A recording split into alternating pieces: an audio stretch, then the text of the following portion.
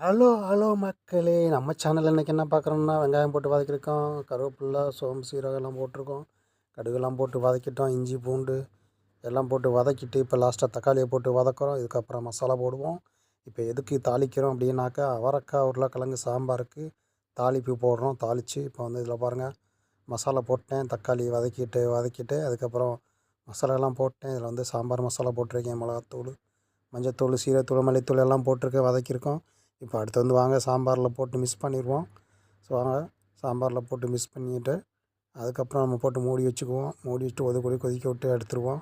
அவ்வளோதான், சாம்பார் ரெடியாகிரும். ஏற்கனவே பருப்பில் எல்லாம் போட்டு, காயெல்லாம் போட்டு, உருளைக்கிழங்கு, அவரைக்காய்லாம் போட்டு வேக வச்சுருக்கேன். இப்போ நம்ம அதில் வந்து தாளிப்பு போட்டோம், தாளித்து ஊற்றியாச்சு. ஸோ இதுக்கப்புறம் ஒரு ஒரு 10 நிமிஷம் 15 நிமிஷம் வந்து நம்ம வந்து மூடி போட்டு கொதிக்க விட்டு திருப்பி இறக்கிடுவோம். ஸோ இறக்கி முடிச்சு அப்படியே சாப்பிட வேண்டியதான். இன்றைக்கி வந்து அவரைக்காய் சாம்பார். ஸோ வீடியோ சப்ஸ்கிரைப் பண்ணுங்கள், லைக் பண்ணுங்கள், கமெண்ட் பண்ணுங்கள், ஷேர் பண்ணுங்கள் காய்ஸ். Okay, by.